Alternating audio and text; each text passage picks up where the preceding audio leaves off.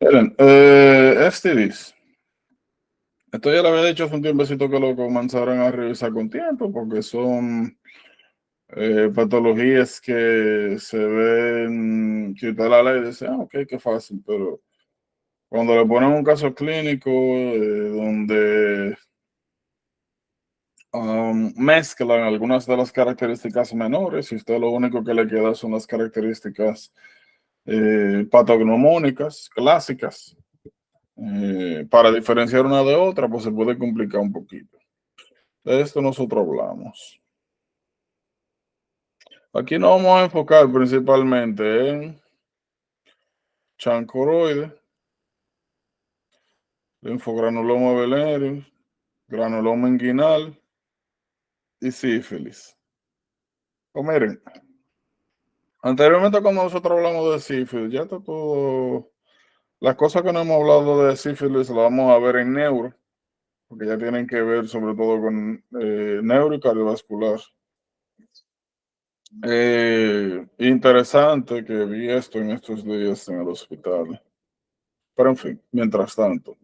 Miren, ya nosotros habíamos visto sífilis, habíamos dicho que en sífilis primaria normalmente lo que nosotros veríamos era el chancro. Habíamos dicho que era una lesión que regularmente aparecía en los genitales, eh, que esa lesión tenía la característica de que era indolora. Ahora bien, si bien es cierto, normalmente esta es una lesión que aparece en genitales, potencialmente en cualquier área del cuerpo que esté expuesta a, eh, a fluidos de un chancro, porque se transmite, ¿verdad?, de vía sexual. En la etapa en la cual es más infectiva es cuando nosotros tenemos un chancro que está oozing, que está teniendo secreciones. Esas secreciones son ricas en treponema. Habíamos dicho que eso era importante porque era la única etapa en sífilis en la cual nosotros podíamos ver eh, el microbio directamente con microscopía de campo oscuro.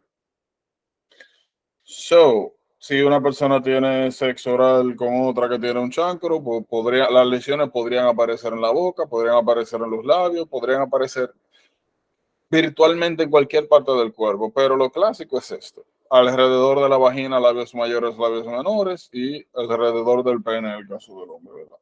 Ahora, esa lesión, como mencionaba, es indolora. Si por alguna razón a ustedes le enseñan un chancro que sea doloroso, que sea todo lo contrario, en vez de indoloro, que sea extremadamente doloroso, deben pensar automáticamente en quien está ocasionando eso, a Domilo Duque. Para motivos prácticos es indistinguible clínicamente cómo usted sabe si es sífilis primaria o si es Haemophilus ducreyi. O sea, visualmente. Es sintomáticamente que usted lo diferencia. Haemophilus ducreyi, la úlcera duele, en sífilis no duele.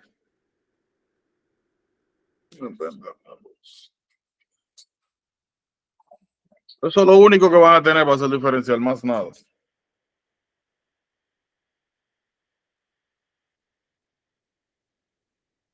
So, la otra que nos interesa a nosotros con Diloma lata, eso ya, el tema de coilocito lo vamos a ver ahora en patología.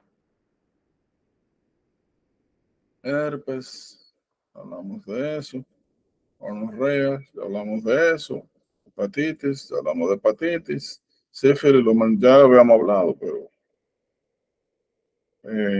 para caracterizar, ¿verdad?, y enfocarnos. Lo que me interesa aquí es esto. Lo que me interesa aquí es quitar esto, todo esto. Clamidia, ya hemos hablado de clamidia, AIDS. En esto que nos vamos a enfocar a nosotros, miren. Momento, esta patología usted la lee y dice, ay, ¿cómo no se va a confundir? ¿Cómo eso es posible? ¿Cómo va a pasar eso? Eso es muy diferente, pero en las preguntas ustedes se van a dar cuenta que no es tan sencillo muchas veces. So, ya hablamos de chancroide, ya hablamos de sífilis primaria. Y cómo diferenciarlas. La próxima que nosotros vamos a ver es el linfogranuloma venereum, que es por clamidia trachomatis. Cuando nosotros hablamos de clamidia, mencionaba que había serotipos. Es algo que puede parecer estúpido, pero tienen que tener cuidado con los serotipos, pues, porque le pueden poner una patología. Ya nosotros vimos ahora el linfogranuloma venereum. Anteriormente vimos las cepas que causan enfermedad de transmisión sexual directa y los síntomas son locales. Y tracoma, que vamos a ver en OBGYN más adelante, que es cuando hay afectación de los eyelids, de los ojos. Si no me recuerdo, habíamos mencionado anteriormente que era bien importante esa patología, porque en países había desarrollado una causa principal de ceguera adquirida.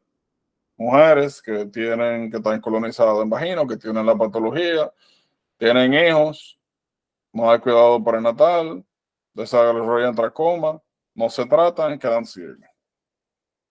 So, cada una de las diferentes patologías que pueden ser causadas por clamidia tiene diferentes serotipos. Hay que tener una idea general de cuáles son los serotipos. So, el linfogranuloma venéreo, lo que nosotros vamos a tener clásicamente es, pueden aparecer lesiones tipo sífilis, pero normalmente son varias. En chancroide y en chancro por sífilis, normalmente es una lesión que aparece. No estoy diciendo que no puedan aparecer varias, estoy diciendo que lo más común es una. En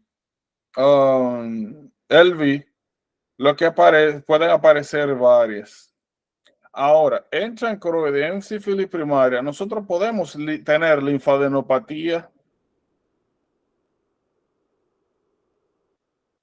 inguinal, o sea, en el área.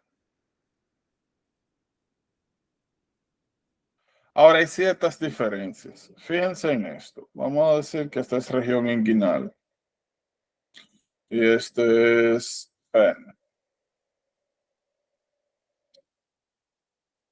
la linfadenopatía, la distribución de la linfadenopatía y cómo se ve va a ser bien importante. Cada vez que nosotros nos referimos a linfadenopatía, nos estamos refiriendo a que los ganglios inguinales, sobre eso, estamos hablando acá de patologías que afectan órganos sexuales, ganglios inguinales pueden estar afectados.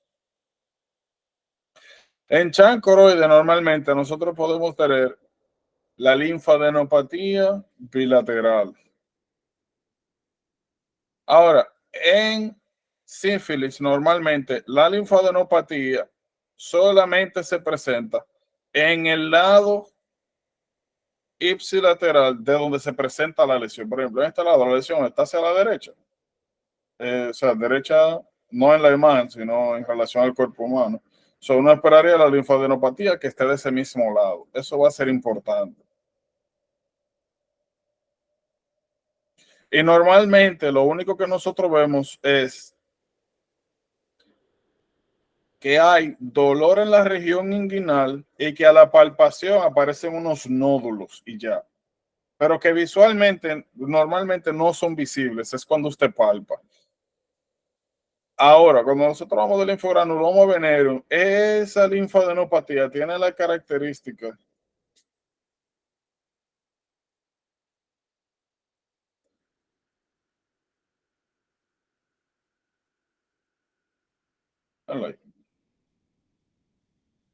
tiene la característica de que se forman, parecen como si fueran abscesos, que pueden o no drenar. O sea, lo que quiero decir es que cada vez que ustedes vean a alguien que tenga lesiones en el pene, en la vagina y en las regiones, en las cadenas ganglionarias adyacentes, aparezcan manifestaciones visibles, macroscópicas, ¿verdad? Bueno, no sería ni siquiera macroscópica, sería telescópica, que usted puede ver con los ojos. Estén ulceradas o no estén ulceradas, piensa en el foranuloma venérea.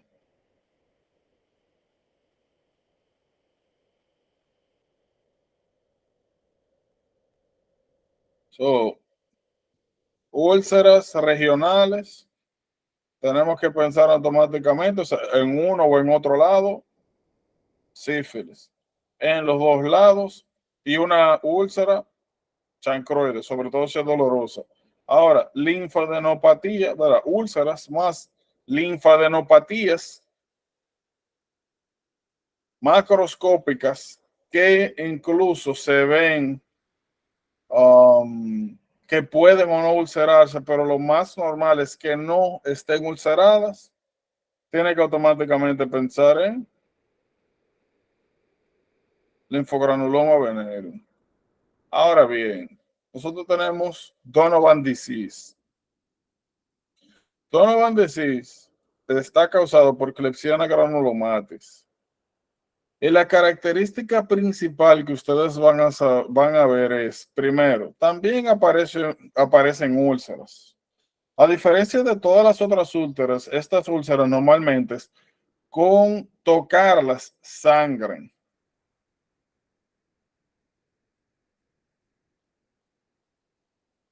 Vamos a buscar. Vale.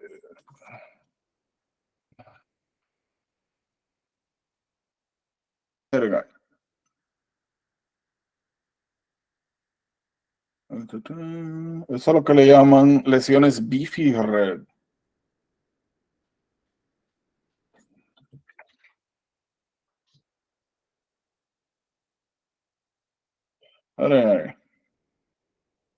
Como les dije, todas estas lesiones pueden aparecer, sobre todo relacionadas a Donovan Bares, pueden aparecer como si fueran en la distribución de los chancros y los chancroides.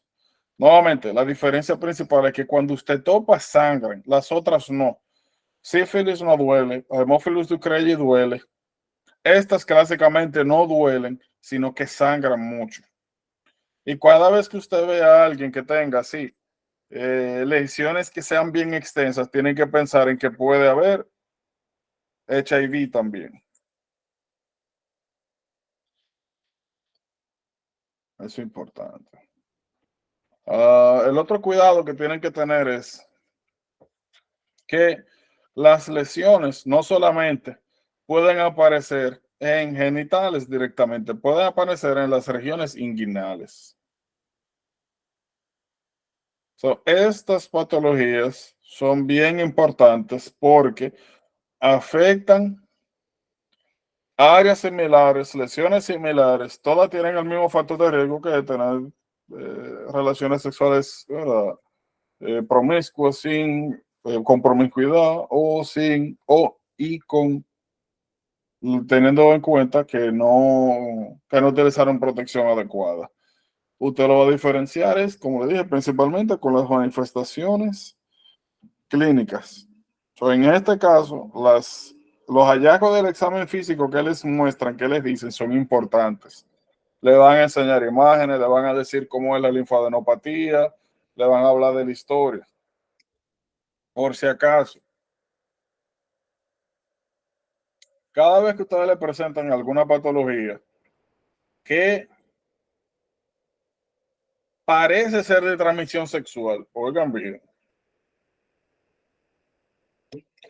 aunque en la descripción de la pregunta le digan que la paciente o el paciente dice que no ha tenido relaciones sexuales o que no ha cambiado de pareja, que es fiel o algo así, no le creen, por si acaso. O sea, si lo que usted está viendo en el examen físico, ¿verdad? Y en sus hallazgos generales indica que es una patología de esta, de transmisión sexual.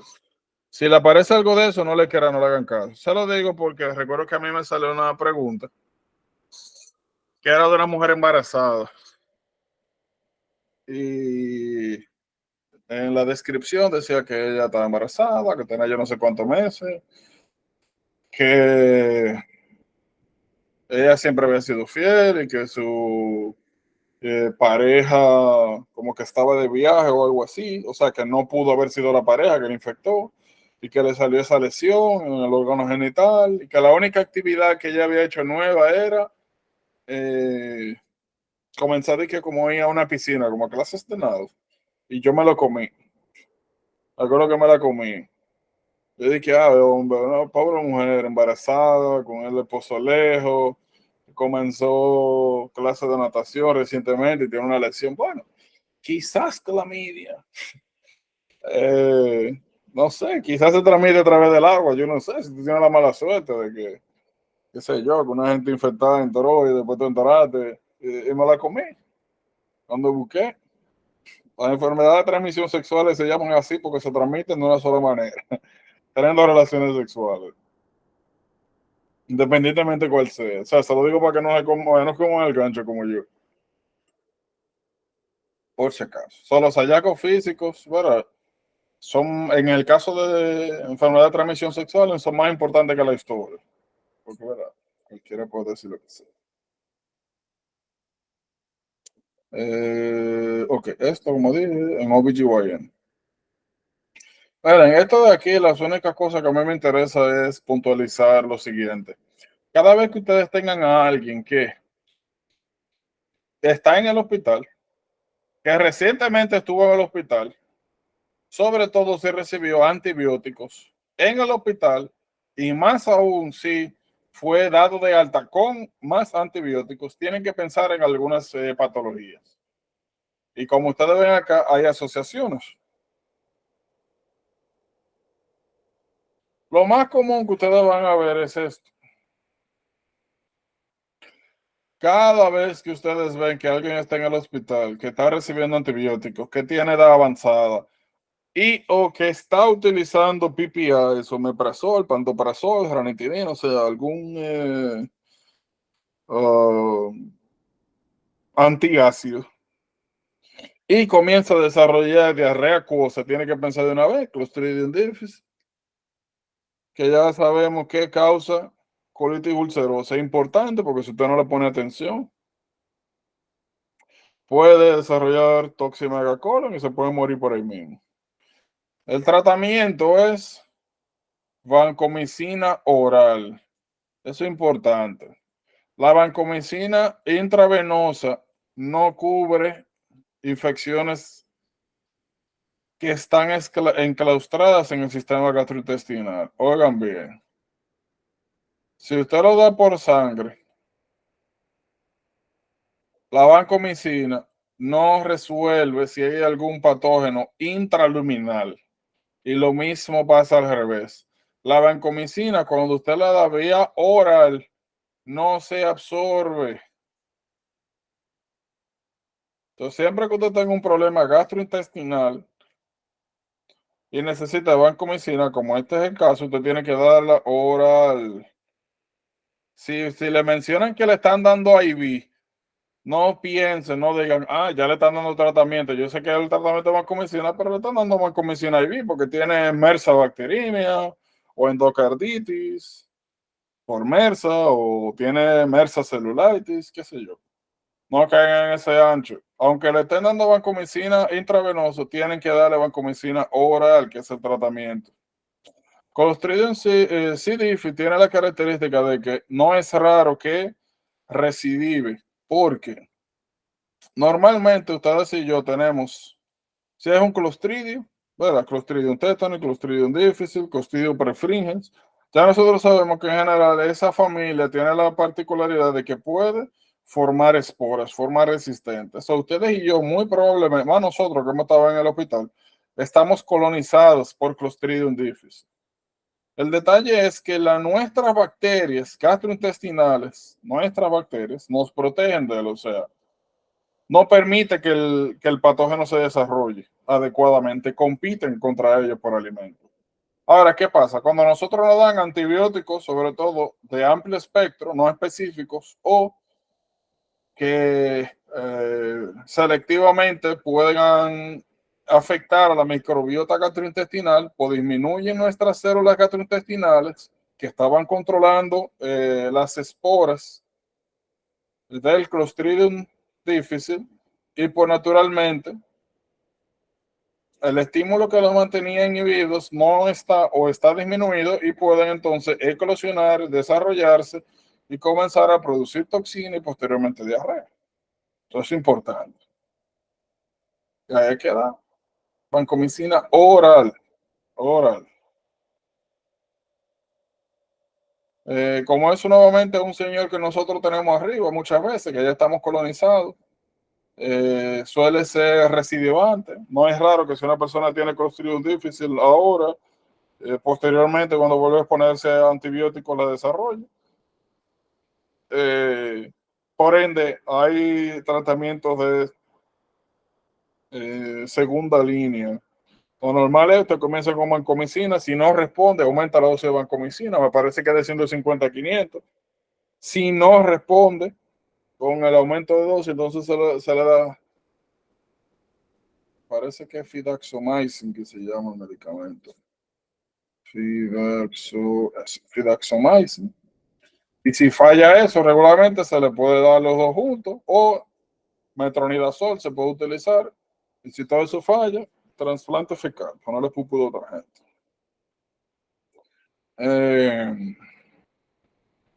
Eso es importante. Miren, aspiración, por si acaso. Cada vez que ustedes tengan a alguien que esté AMS, que tenga altered mental status, o que tenga algún problema para proteger las vías aéreas, lo que nosotros llamamos proteger, ¿verdad? Que hay personas que tienen overdose, personas que están encefalopáticos, sépticos, personas que han utilizado alcohol, drogas, o que han tenido trauma y desarrollan suturas de hematoma o epiduras de hematoma y tienen trastorno del sensorio, están en riesgo de desarrollar aspiración, neumonía por aspiración. ¿Qué pasa? Nosotros vamos a ver más adelante que dependiendo de la posición en la cual está el paciente, diferentes lóbulos pueden estar afectados.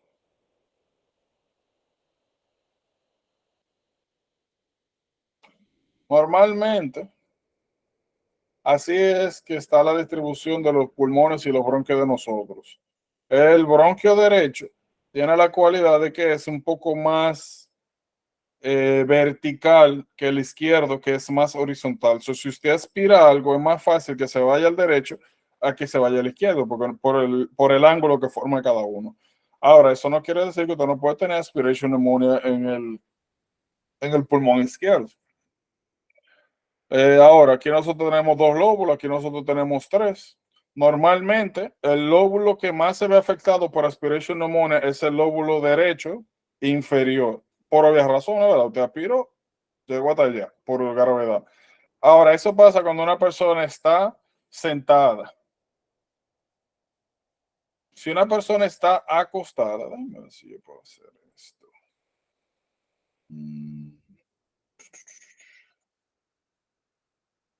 Ok, bien. Si una persona está acostada, normalmente usted puede tener afectación de los segmentos posteriores del lóbulo medio o incluso el superior. O sea, la posición en la cual ocurre la aspiración es importante. Se lo digo para que lo tengan pendiente. Posición importante. ¿Qué era otro que le iba a decir de eso? Lo otro que tienen que tener, miren, normalmente como ustedes ven acá, si usted está aspirando, significa que las bacterias que están llegando al pulmón son de la boca principalmente. Y en la boca nosotros lo que tenemos es Propionobacterium, Fusobacterium, Streptococcus, que son bacterias gram negativas anaerobias. ¿Qué pasa? Para que no caigan en el gancho. Incluso cuando ustedes tienen aspiration pneumonia, el tratamiento de la neumonía es igual que como si fuera community acquired. Es ceftriaxona más azithromycin o doxiciclina, ¿verdad? Para cubrir atípicos. No se da metronidazol, no se da piperacillin tazobactam, nada de eso. Lo más que usted podría utilizar en tal caso es Augmentin, que es amoxicilina con ácido clavulánico, que cubre anaerobios. Y eso generalmente se utiliza outpatient, cuando a alguien le da neumonía y no está severo, no necesita hospitalización. Por si acaso, para que no caigan en el gancho. Porque le van a poner que esta persona que tuvo un seizure, que es otro factor de riesgo, tuvo seizure por ahí, o que la encontraron tirado en la calle y que eh, que tiraron una radiografía, estaba inconsciente y vieron que había neumonía, que hay un conteo de blanco, que hay acidosis láctica, que hay fiebre. Te dice, ok, hay que darle tratamiento. Le van a poner A, ceftriaxona. Pone A, ceftriaxona más azithromycin. B, ceftriaxona más azithromycin más metronidazole. C, augmentin más ceftriaxona más azithromycin. Y así, le van a poner un regalo de cosas.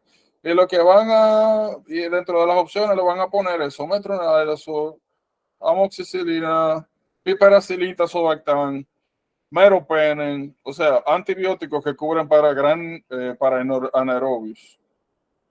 No caigan en el gancho. El tratamiento que usted le da es igual que como si fuera una neumonía de la calle de por ahí.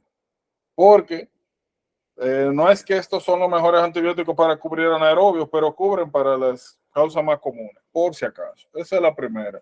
El segundo, eso no es algo que se utiliza mucho en la práctica, ¿verdad? Porque usted no puede hacerse lujo, pero por si acaso,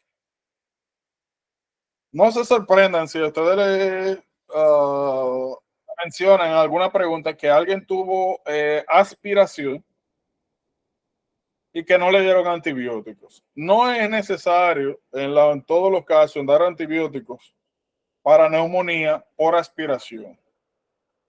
Hay algunos que recomiendan que en la primera 24 48 horas solamente se observe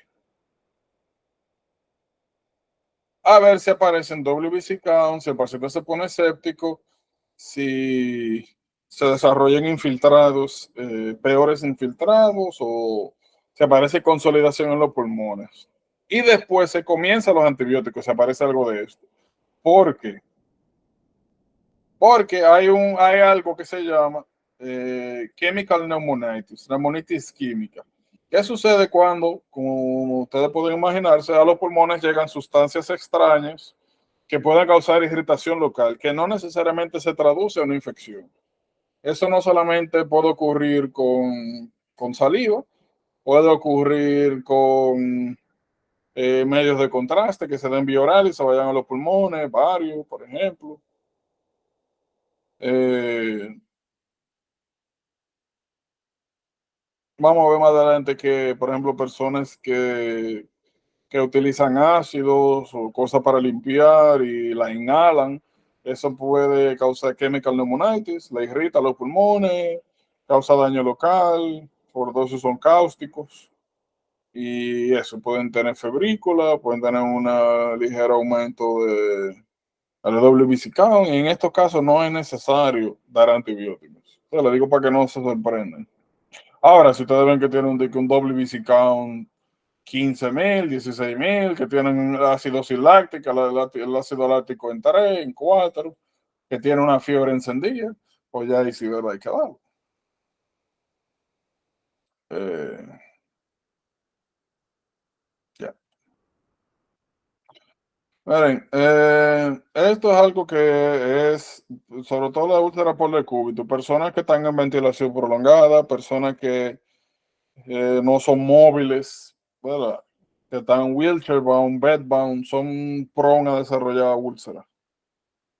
Eh, el detalle es, ¿verdad? O lo importante de esto es que pueden ponerle a mira que esta persona tiene un mes intubado, o tuvo amputación bilateral de la pierna, o tiene alguna patología neurológica, como la que hemos mencionado, PML, y perdió movimiento, ¿verdad? No ambula, y que apareció una úlcera y que esa úlcera ahora está infectada. eh, ¿Para quién tenemos que cubrir?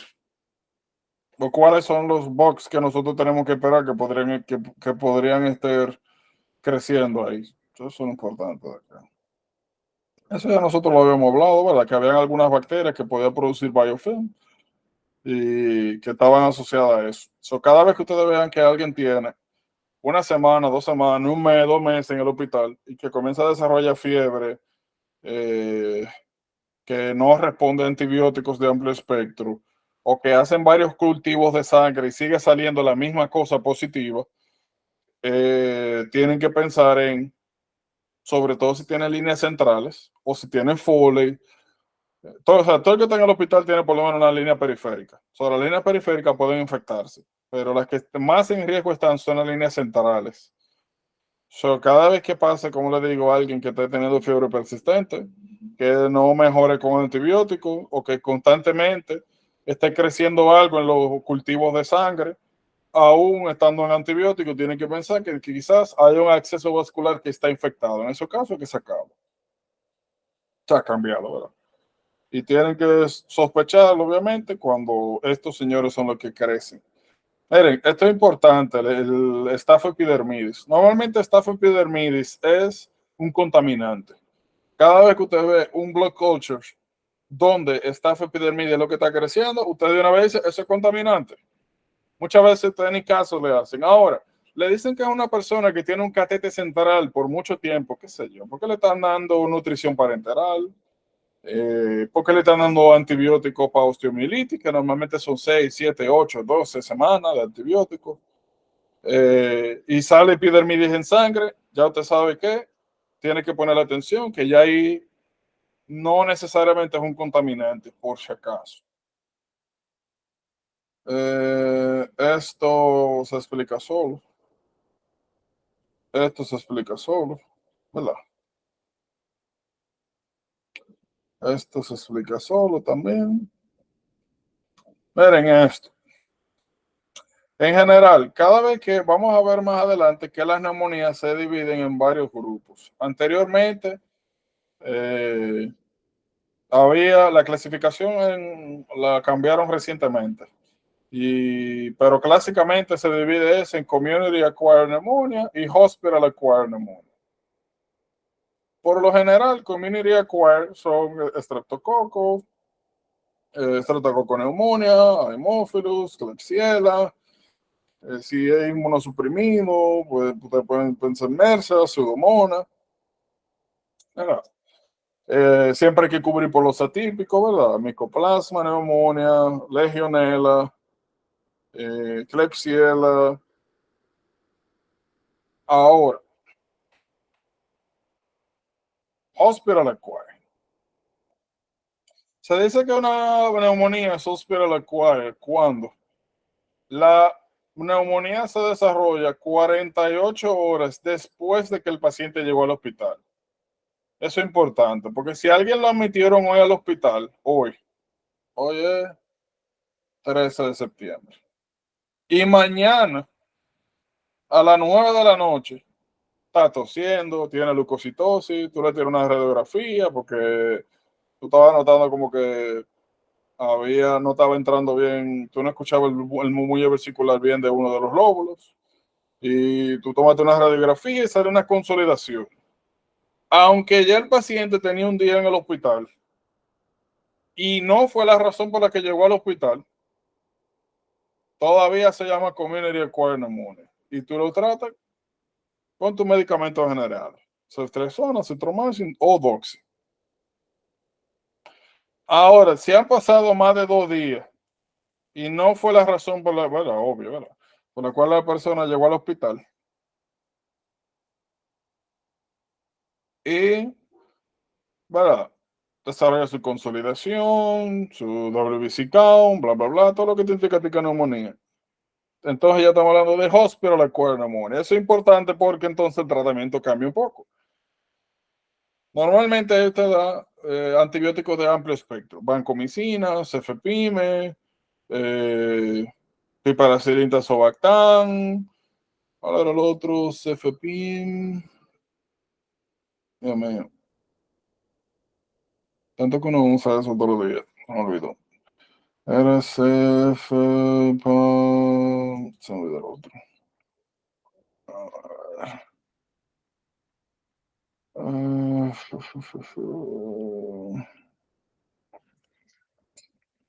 Antipseudomonal antibiotics.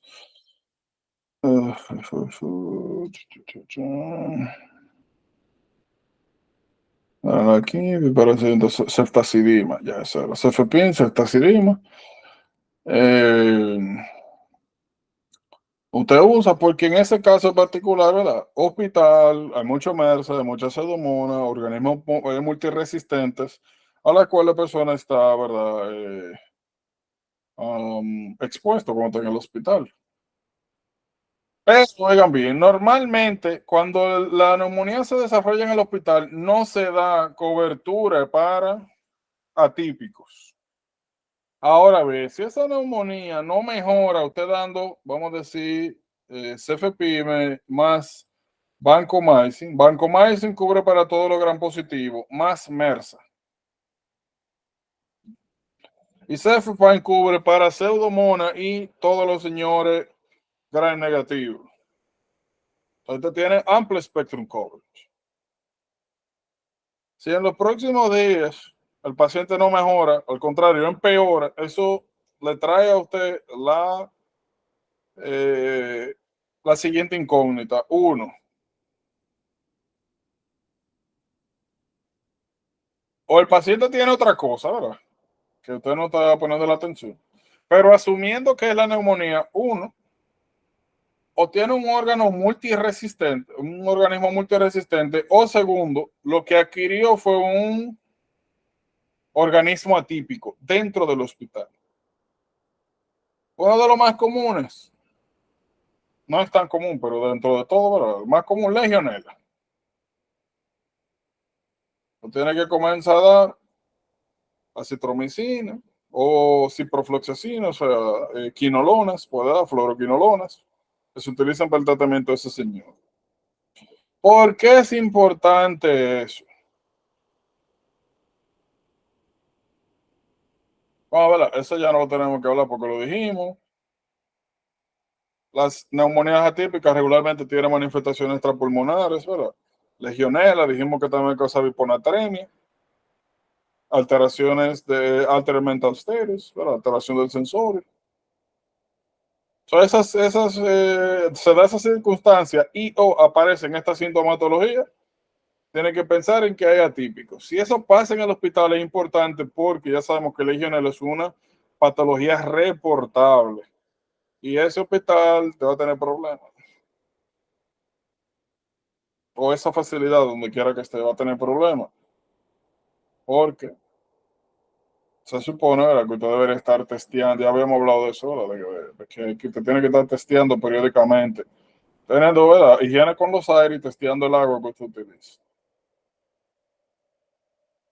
Eso que ustedes están viendo acá es sencillamente lo que habíamos hablado anteriormente, de que una de las primeras cosas que usted tiene que revisar cuando eh, una de las primeras cosas que usted tiene que revisar cuando, dame un segundo.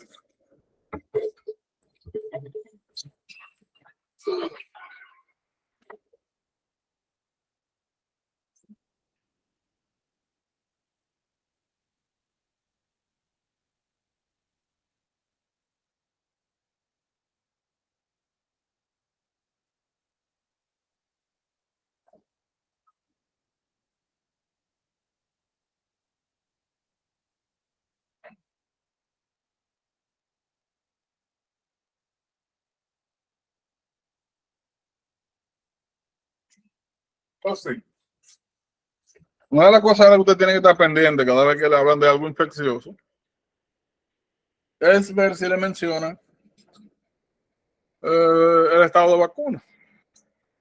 Como hemos hablado, no siempre le van a decir está vacunado o no está vacunado. A veces le van a decir son padres conservadores o son Amish o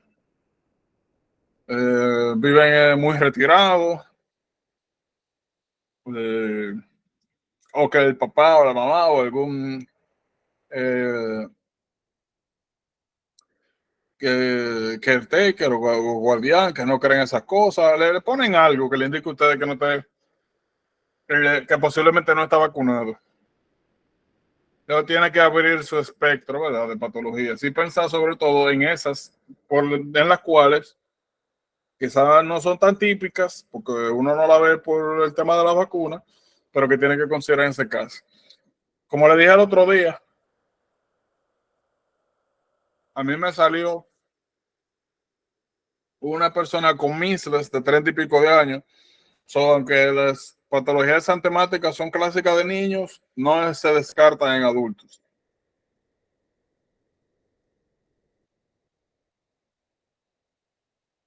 ¿Preguntas, dudas? No. Como lo dije, el tema de fármacos nosotros lo vamos a tratar cuando hablemos de fármacos. Igual ustedes tienen que leerse los temas, muchas de estas cosas son eh, straightforward, o sea, de memoria. Usted tiene que saber el fármaco, cuándo se usa, para qué se usa, cuál es su mecanismo de acción, por obvias razones. Usted no se puede sorprender que ustedes le pongan, eh, qué sé yo, que un paciente diabético que llegó y que en el pie, bueno, imagínense que es un pie, que en el pie que tuvo una herida punzante hace una semana, profunda, pero indolora y que no hubo ningún tipo de problema, que puso una cremita, qué sé yo, una cosa, y que pasaron días, 2 semanas, y que ahora huele mal, tiene discharge, o sea, secreciones, que le molesta, no le duele, pero le molesta y que ha tenido fiebre. Dice, oh, más de 2 semanas, herida profunda, o hay un test que se llama Prone to Bone Test.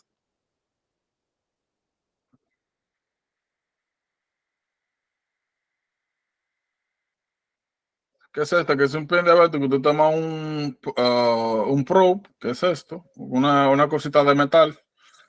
Eh, bueno, más o menos.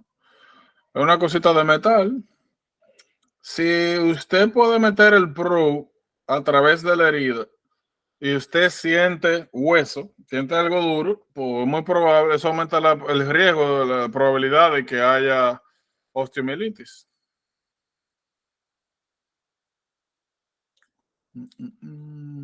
Eso.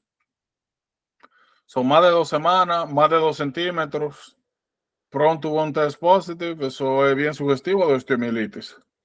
Ahora, en el caso de que la persona tiene diabetes de base y hubo una herida traumática de paso, una de las cosas que usted tiene que pensar es pseudomonas. O sea, te pueden preguntar pseudomonas, quién es el bug más posible, clásico, pseudomonas. Lo otro que le pueden preguntar es, ¿en cuál de los siguientes medios o cuál de las siguientes características demostraría el bug más común en el que podría estar causando esta patología en el medio de agar? O se elige para el tratamiento cefepime o piperacillin tazobactam o Astreonam porque la persona es alérgica a penicilina.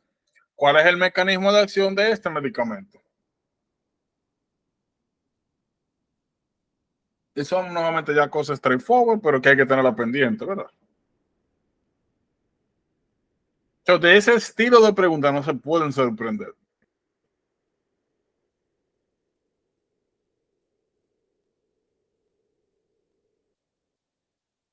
Preguntas, dudas.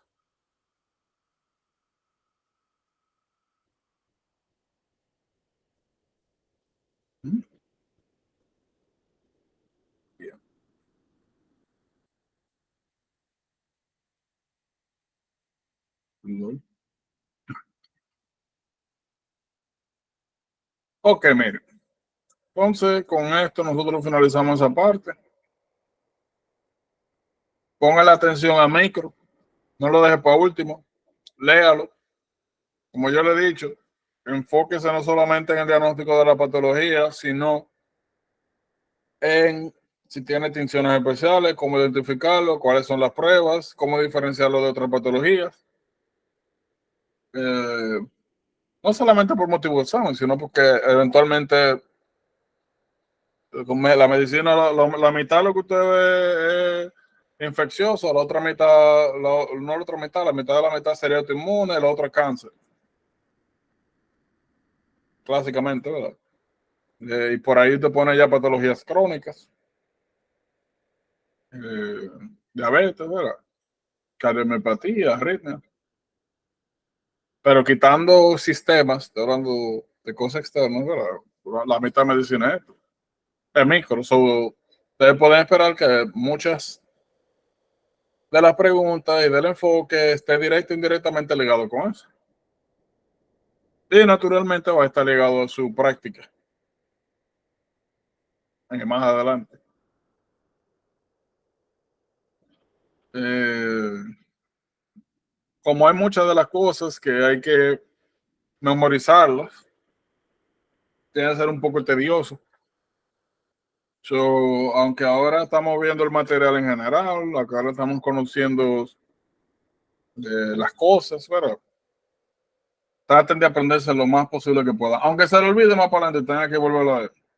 Porque no es lo mismo cuando usted se aprendió algo, se le olvidó y luego lo repasó y se lo volvió a aprender, a cuando lo deja para después. Como siempre, cualquier duda o pregunta.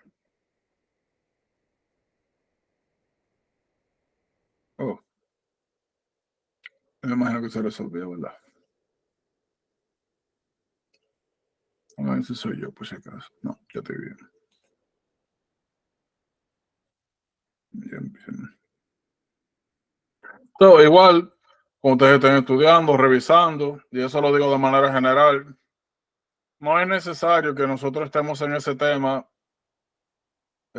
para revisar alguna duda. Difícil es abordar una duda de un problema, de un tema que está más adelante, y ahí soy un poco más conservador, porque lo vamos a ver eventualmente, ¿verdad?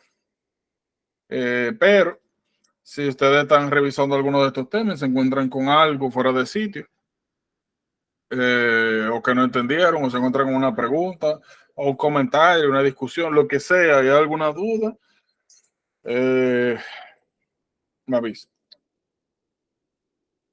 No, miren, nosotros vamos a comenzar a hablar de patología. Patología es, de hecho, déjame buscarles este. Mm, mm, mm.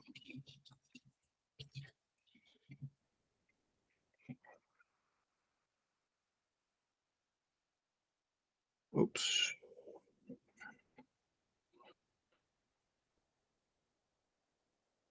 Mm, mm, mm. Oh, parece que actualizaron la página. Miren, el test que está ahí de prueba no lo cojan. Eso, anda la mía aquí, ¿qué dice?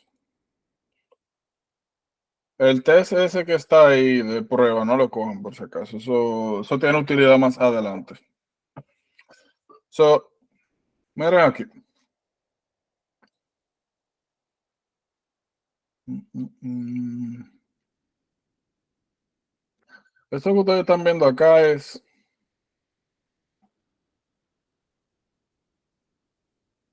la distribución en base al contenido de lo que ustedes deben esperar en el examen.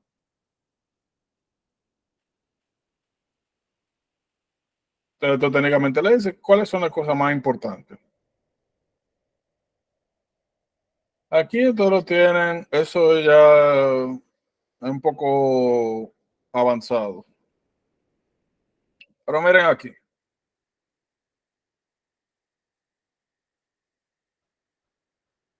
la distribución de las disciplinas.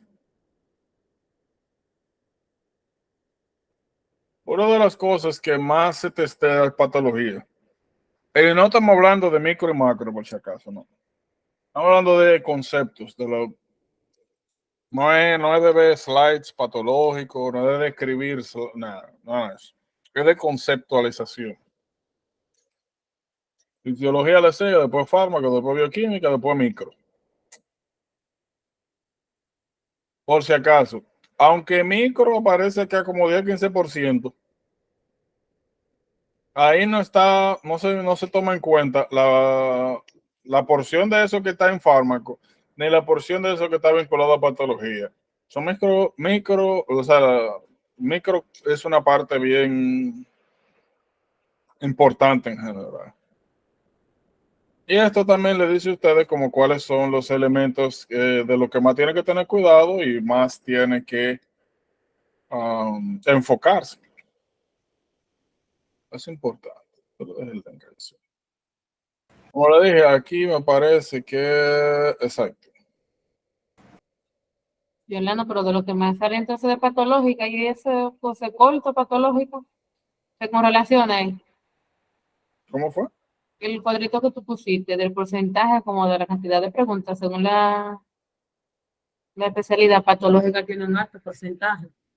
Y eso Sí. no es tan largo. Lo que pasa es que ustedes van a ver más adelante que es como fármaco. Fíjate, fármaco es un tema. Y aquí lo que hay es explicación general, pero en todos los temas al final hay una parte que es de fármaco. Son los temas, lo que tratan es las generalidades, pero cada tema en particular tiene fármacos al final del tema.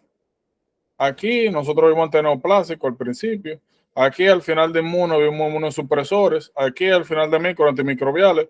La realidad es que fármaco está distribuido en todos los temas. Lo mismo pasa con patología. Cuando nosotros entramos en órganos, por ejemplo, mira aquí, esto es patología. Eso tiene concepto patológico.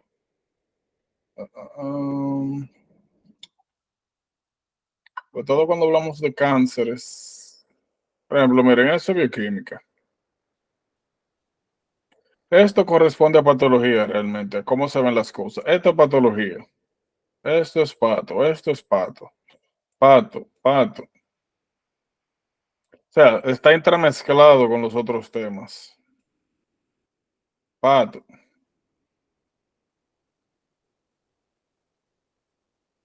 pato. Eso es solamente ahí. En todos los otros temas va a pasar lo mismo. Nosotros vamos a ver eso, miren, patología. Pueden considerarlo pato como esto, ¿verdad? So, todo está mezclado. Todo está mezclado. Y lo mismo es, oh, mira, están poniendo imágenes, qué chulo. Y lo mismo pasa al final de cada tema. Por ejemplo, usted viene aquí a renal, al final, ¿qué le gusta ver? Fármaco. Su fármaco está regado. Todos los temas están entremezclados. Eso es lo que quiero decir. Lo que nosotros vemos aquí al principio son conceptos en las realidades, pero todos estos temas nosotros lo vamos a estar viendo en repetidas ocasiones. Por eso es que yo muchas veces le he dicho, esto lo vemos más adelante, esto lo vemos más adelante y así. Pero sí, en general, patología es un componente importante. Y fíjense, ustedes vienen acá. Sí. Patología. ¿Cómo se ven las cosas? ¿Cómo evolucionan? ¿Cuáles son sus características? Fisiología. ¿Cómo funcionan? Fármaco. ¿Cómo actúan los medicamentos? ¿Cuáles son las consideraciones que hay que tener? Bioquímica y nutrición. ¿Cómo funcionan? ¿Cuáles son las vías metabólicas que están detrás de los procesos? Microbiología. Lo que ya acabamos de ver. Inmuno. Ya ustedes vieron. So, en general, esto es un examen que se basa en entender cosas, más que nada. Por que yo le insisto mucho y le digo, miren, cada vez que ustedes ven un tema, cada vez que ven algo, hay algo que no entienden, hay algo que no quedó claro, pregunten, revisen bien, preocúpense por eso, por memorizar todo lo que usted pueda ahora, ¿verdad? Lo que está revisando para que más adelante sea más llevadero, pero el entendimiento es lo más importante.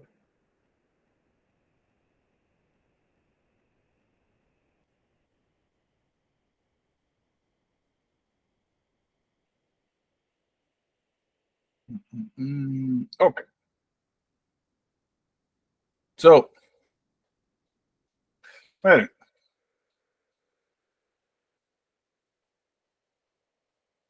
primer concepto que nosotros vamos a ver acá en patología es adaptación celular.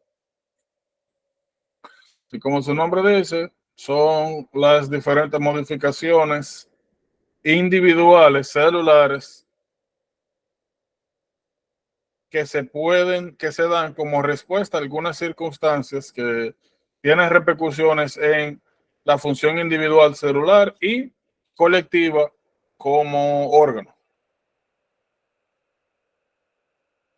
Ahora, lo primero que nosotros tenemos que entender es que las adaptaciones celulares son el producto de respuestas a un estímulo externo. Ninguna célula se adapta porque sí. Eso no es parte de la función básica de una célula. No es algo que ellas hacen como parte de su función natural. Son capacidades, cualidades que tienen para aumentar, disminuir, transformar, cambiar función en base a la demanda, adversidad o el estímulo que se presenta. Entonces, como ustedes ven acá, hay dos grandes grupos. Nosotros tenemos adaptaciones morfológicas, donde clásicamente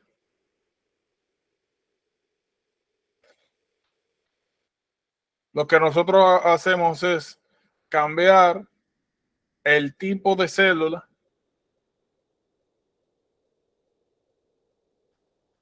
y tenemos las otras adaptaciones donde nosotros tenemos es respetando la estructura original, nosotros aumentamos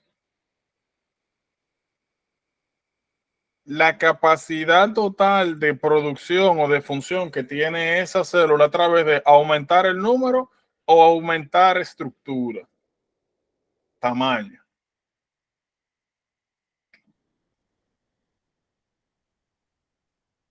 Atrofia es algo especial, vamos a llegar a ello. So, miren, en general ustedes pueden decir que estas que están acá son adaptaciones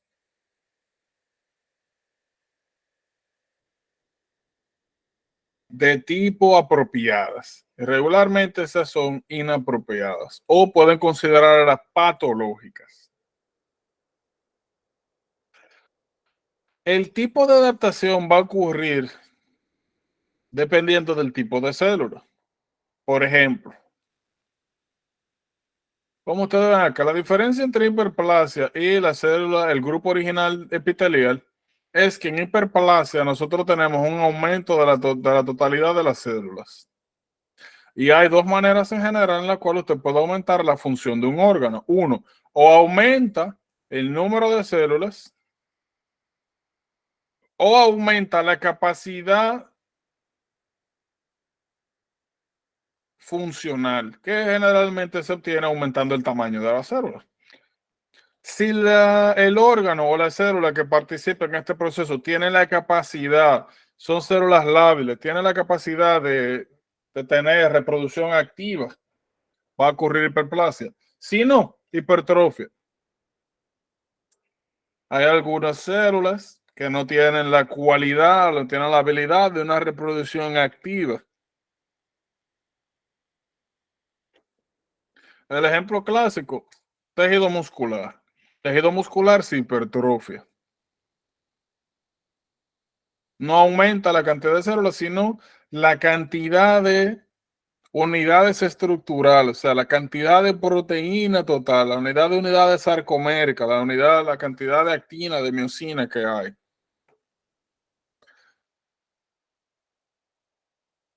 Esto que usted está viendo acá, atrofia.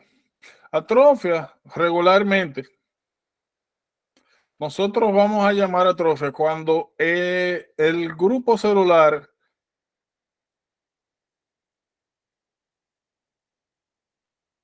no, primero, vamos a suponer que tú tienes, vamos a ver el ejemplo de diabetes mellitus tipo 1. Bueno, diabetes, ¿verdad? Tenemos tipo 1, tipo 2. En tipo 1 nosotros vamos a ver que no es infrecuente que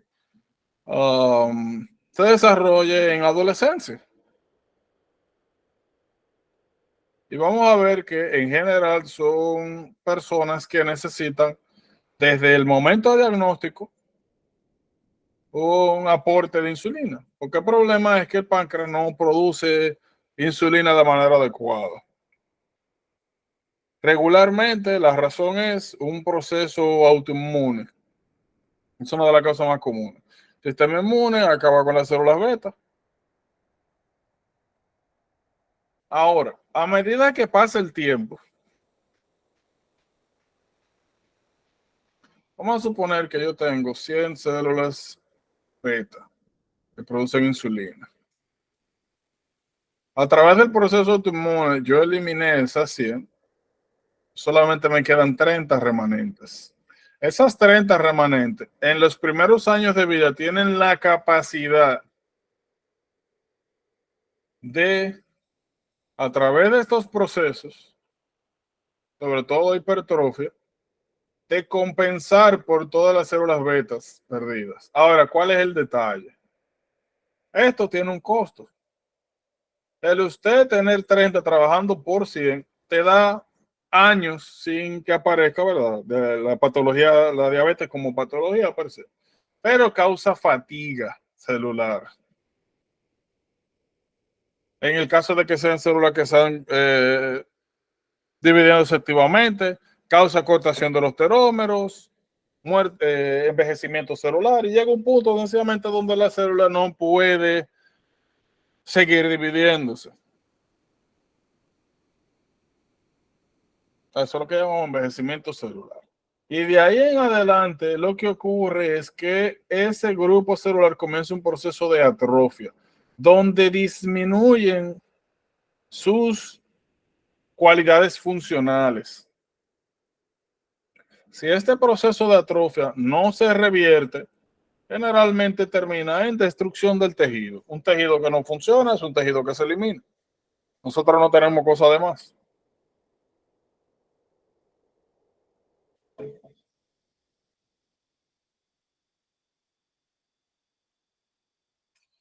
Ahora, esas son las adaptaciones, vamos a decir, positivas. Las patológicas son las siguientes.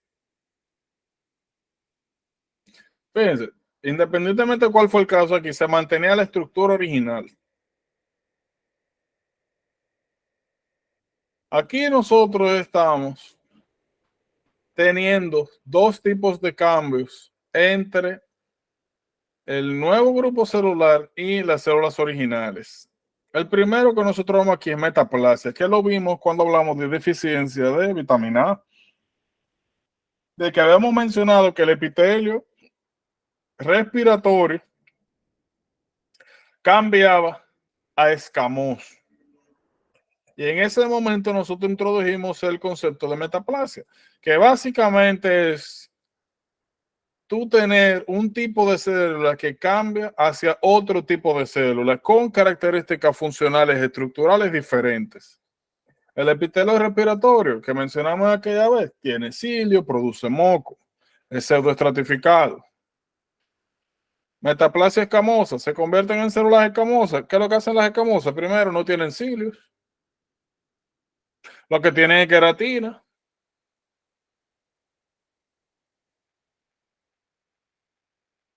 La función principal de los tejidos estratificados con queratina es proteger, fricción, temperaturas.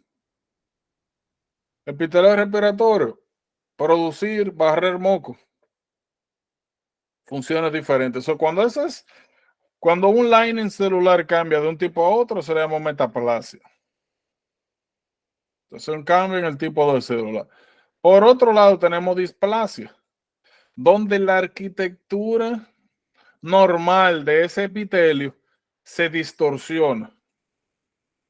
Y normalmente estos dos tipos de adaptaciones celulares patológicas son consideradas, podríamos considerarlas como lesiones premalignas, donde si la causa, la razón que ocasionó el estímulo que llevó a este cambio no se revierte, puede llevar a cáncer. El ejemplo clásico es el esófago de Barrett. En el esófago de Barrett, técnicamente lo que pasa es, ya sea por un problema estructural o funcional, normalmente que nosotros tenemos el cardias, donde hay una válvula funcional El esfínter esofágico inferior se mantiene cerrado, solamente se abre cuando viene a pasar comida, y eso lo que permite es que cuando el estómago se contrae, el ácido gástrico no suba. Normalmente, nosotros vamos a ver más adelante que el esófago tiene, eh, comparte epitelio con el de la boca. Normalmente es un epitelio escamoso que nosotros tenemos, que está diseñado para eso, para manejar comida caliente, fría, cosas ácidas, cosas cáusticas. Y el tejido gastrointestinal está diseñado es para manejar ácidos. Sobre una persona que tiene una hernia neonatal, reflujo gastroesofágico de manera crónica, cualquiera que sea la razón, tiene reflujo de manera crónica, ese tejido esofágico comienza a sufrir una metaplasia. Y la metaplasia lo que hace es que cambia ese tejido esofágico a un tejido intestinal. Lo cambia como si fuera, esas células se convierten como si fueran células gástricas, porque el estímulo es ácido y las células que pueden withstand, que pueden interponerse, que pueden tolerar ese ácido son pues las gástricas. Si ese problema no se resuelve y se cronifica, normalmente lleva displasia. O sea, ya no solamente cambiamos el tipo de célula, ya estamos cambiando la arquitectura. Porque aquí tú lo que cambias es un tipo por otro. Esto es un tipo funcional, esto es un tipo funcional. Esto normalmente son células disfuncionales. Porque normalmente hay un cambio de arquitectura completa, una distorsión. No se resuelve el problema, se desarrolla cáncer de esófago, esófago de Barrett. Eso pasa con muchas patologías. Vamos a ver, aquí ustedes se acuerdan cuando hablábamos de que el Helicobacter pylori podría llevar, sí, de manera crónica, si no se erradicaba, podía llevar a maltoma. Lo mismo pasa acá. Un estímulo crónico regularmente es un irritante, causa adaptaciones estructurales si no se resuelve, si se cronifica el proceso, regularmente es un proceso que toma años, se desarrolla el cáncer.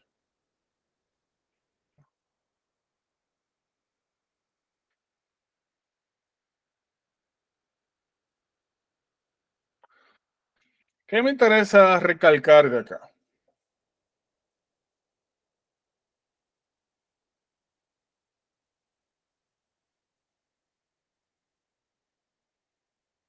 Todo esto nosotros lo conocemos.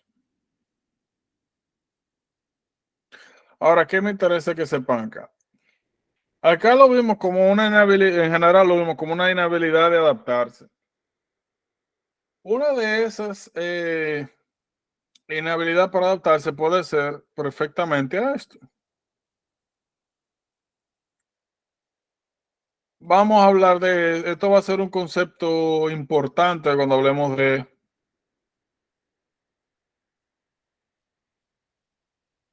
endo, por ejemplo.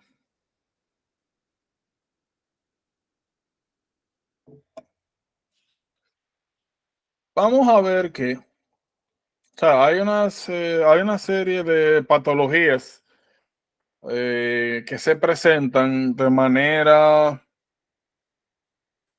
secundaria a utilización inadecuada de fármacos, por ejemplo. Una de las que vamos a ver es el hipertiroidismo, que se desarrolla por utilización de fármacos. Y una presentación clásica es una mujer, una señora, que ella tuvo tiroiditis, Hashimoto, tuvo cáncer de tiroides, cualquier Y cualquier razón, elija su razón favorita de hipotiroidismo.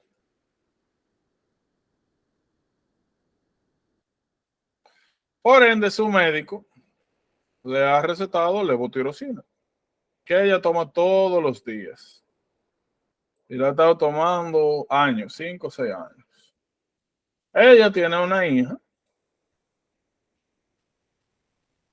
que es adolescente, es gordita, entró a la preparatoria, qué sé yo, a la universidad. Y vamos a decir que le hacen bullying por ser gordita. Y una amiga de ella le cuenta que ella tuvo el mismo problema y que ahora ella es flaquita. Y que como ella lo hizo fue utilizando las hormonas tiroideas de la mamá para bajar de peso. Pues esta señorita tiene una maravillosa idea. Comienza a utilizar las hormonas tiroideas de la mamá. Una semana después termina la emergencia con una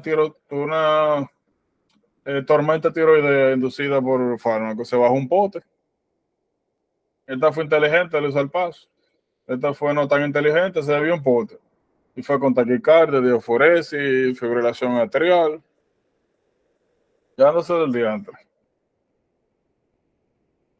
Bueno, perdón. No, no, para el ejemplo que quiero, no puede ser una semana. Ella dura meses. 3, 4 meses tomándolo. Y baja un poquito de peso.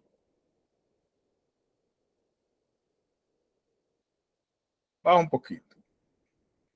Después, no sé, tiene algún problema, estrés, o el que le gusta le dijo que no, qué sé yo. Ella se quilla. Y si no fue un intento de suicidio, sino ella quería rebajar más rápido. Se tomó más de lo que ella se tomaba en una semana. Terminó la emergencia. Por una tirotoxicosis. Farmacológica, ¿verdad? Ahí se diagnostica, se dan cuenta de qué es lo que estaba pasando. Y la mandan para la casa. En lo próximo de ella aumenta mucho más de peso.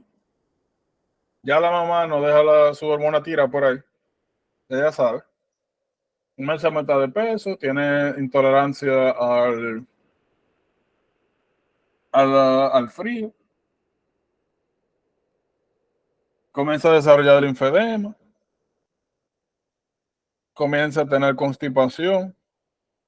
Comienza a tener ánimo bajo, debilidad muscular. La llevan al médico. El médico le hace hormonas tiroideas teniendo en cuenta su historia y los síntomas, que eso es hipotiroidismo. Y dejó de llegar la menstruación. Todo eso es hipotiroidismo en una mujer. Y él hace su panel tiroideo y ve que la TSH está alta y que T3 está baja y T4 está bajo.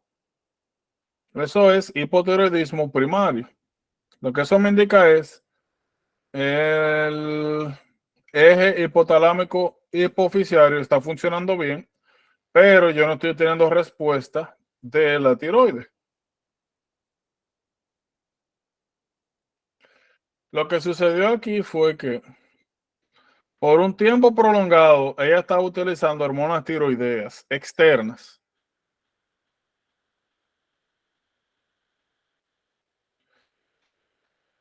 Cada vez que ella consumía hormonas tiroideas externas, ellas suprimían su TSH. Por ende, por meses dejó de llegarle TSH a su tiroide, a la de ella, su nativa, no TSH. Sin TSH no hay estímulo para que estas señoras funcionen. Su función es producir hormona tiroidea. Por ende, por desuso prolongado, porque nunca llegó el estímulo para producir hormonas tiroideas, se atrofió. Esta muchachita, de ahora en adelante, va a tener que para ella solo utilizar hormona tiroidea. Porque sufrió atrofia tiroidea secundaria a supresión del eje hipoficiario tiroide por utilización de hormona tiroides externa. Eso no solamente pasa con el tiroides, pasa con los testículos. Por ejemplo, personas que utilizan esteroides anabólicos, suprimen el eje testicular. Como ya el cuerpo está full de esteroides, que se lo están inyectando, los testículos no tienen que, pierden el estímulo para sintetizar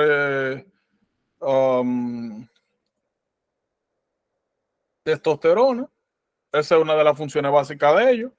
Y la otra, que es producir esperma, es secundario a la testosterona. Ni producen testosterona ni producen esperma. Tú haces eso por mucho tiempo, se te atrofian los testículos. Por desuso, los órganos se atrofian. Lo mismo pasa con el tejido muscular, lo mismo pasa con cualquier órgano en general. El cerebro, usted no piensa por mucho tiempo, ¿verdad? No estudia, no. Eso es algo normal, común. En general, hablando del cerebro, una de las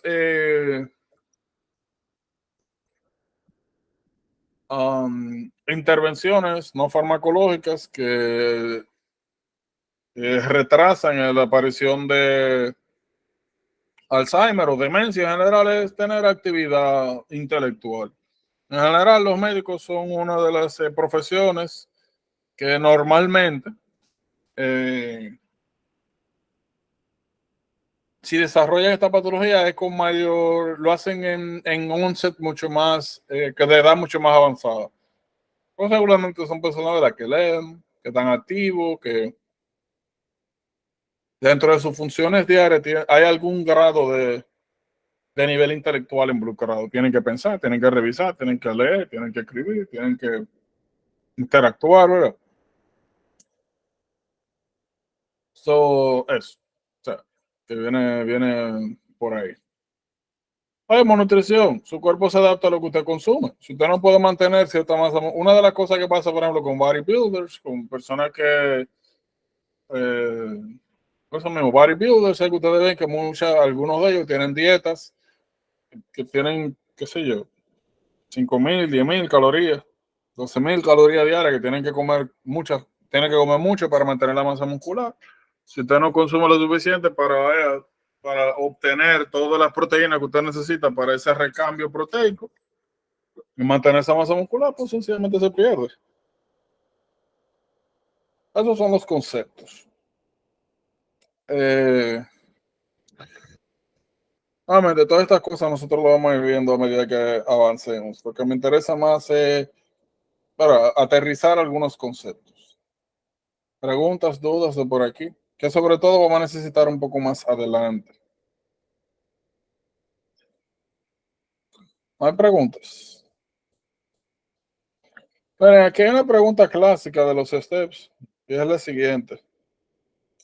Como ustedes ven, la injuria, efectos nocivos entre las células, o sea, que cuando afectan a una célula, pues se divide en dos clases en dos grandes grupos, dependiendo de si la célula se pudo adaptar o no se pudo adaptar.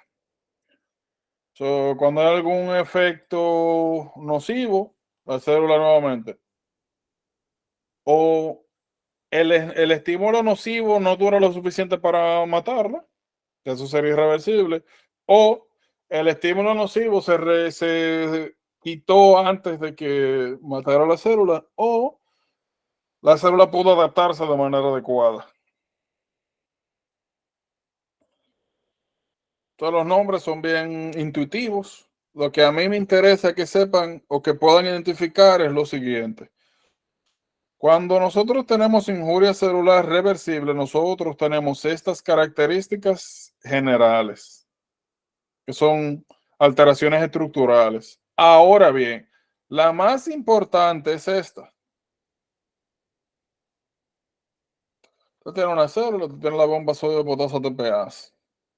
Ya nosotros sabemos que lo que hace la bomba sodio de potasio es que saca sodio, saca dos, o sea, causa un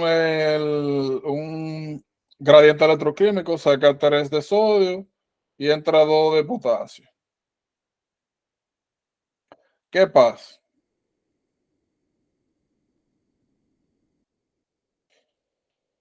Cada vez que en general nosotros nos referimos a injuria celular cuando hay algún agente nocivo que altera estructuralmente a la célula, pero que más importante, interviene en su proceso de producir energía. So, una injuria reversible, potencialmente irreversible, puede ser esto. Tú tienes un vaso sanguíneo. Vamos a decir que es una arteria coronaria, que esto aquí alrededor es tejido muscular cardíaco, y que aquí llega un trombo, y ocluyó. Si en los próximos minutos ese trombo se lisa y la sangre sigue circulando, pero inicialmente en los primeros minutos, este tejido de acá no eh, dejó de llegar oxígeno.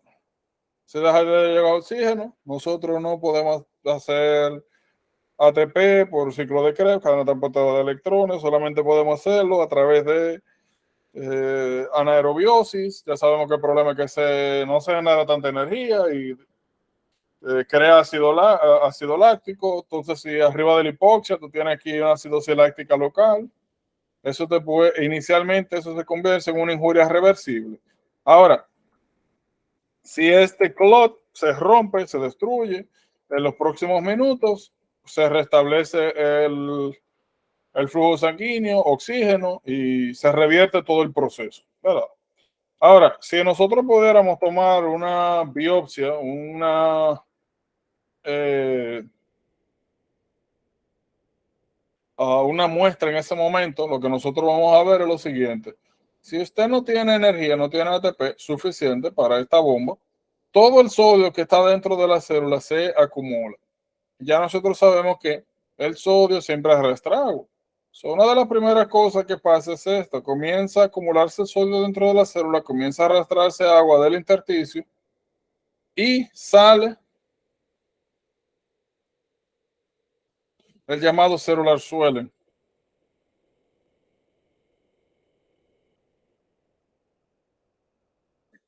Eso es importante. Es una pregunta clásica. Le ponen un caso parecido al que le mencioné y le preguntan que, asumiendo que, que la injuria fue reversible, o que se le dio TPA, o que o que se le hizo un cateterismo, que se le puso un stent de manera adecuada, que si nosotros hubiésemos tomado una biopsia, pudiésemos haber visualizado de manera celular cuál es el hallazgo que me indica a mí que el proceso de injuria celular reversible ha comenzado. Celular swelling. Ya todo lo otro es secundario.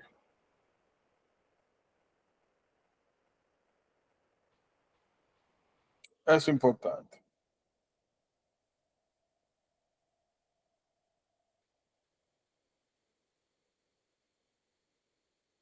Ahora, ¿cómo yo sé microscópicamente? O sea, ¿cuál es el punto en el cual yo digo, bueno, esto es reversible o esto es irreversible?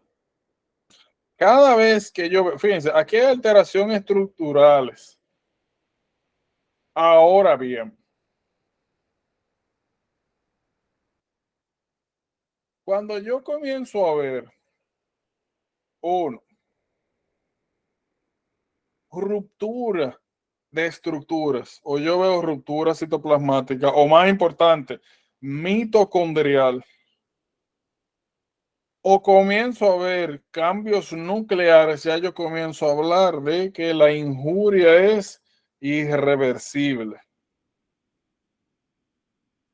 Y uno de los principales elementos que dictamina cuando se convierte a ser irreversible es esto: cuando vemos daño mitocondrial. Porque dentro de la mitocondria hay una sustancia que se llama citocromo C. Cuando ese citocromo C sale de la mitocondria, se activan las caspasas, que son una serie de enzimas que se encargan de digerir, de destruir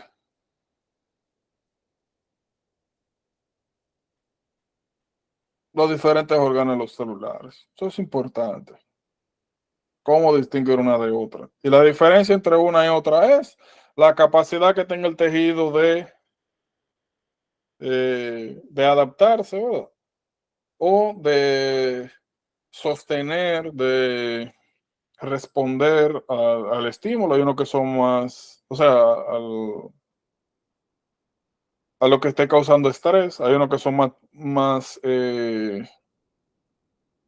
resistentes que otros.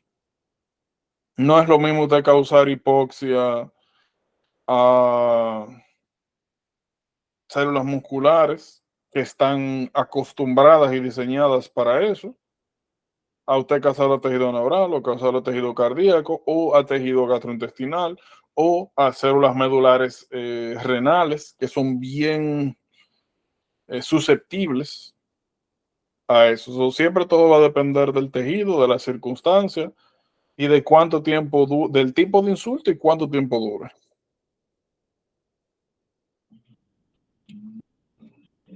O como ustedes ven acá, suelen injuria reversible. Cuando ya comenzamos a ver alteraciones estructurales importantes, disolución, sobre todo mitocondrial, ya tenemos que pensar en irreversible. Pues miren, esto que ustedes ven acá es, miren, vamos a ponerlo así. Esto ya nosotros lo conocemos, ¿verdad? Ya lo hemos visto anteriormente. Aquí lo que nosotros vamos a hacer es poner apellidos. Miren, apoptosis es la llamada muerte celular programada. Hay dos tipos de mecanismos por los cuales usted puede eliminar una célula. Una es apoptosis y la otra es necrosis. Regularmente, necrosis sucede cuando hay un daño celular irreversible. Y lo que usted ve es esto. Esto es necrosis. La diferencia principal entre necrosis y apoptosis es que los remanentes celulares de la célula afectada en la necrosis, como ustedes ven ahí, se ven dispersos, desorganizados, tirados. Es un proceso violento, es un proceso messy, es un proceso que causa inflamación posteriormente, porque ahora todo este tollo que quedó de esa célula eliminada, esa célula muerta, todo eso debe ser recogido ahora por el sistema inmunitario. So, regularmente, después de la necrosis viene inflamación. Ahora, apoptosis es un proceso más controlado.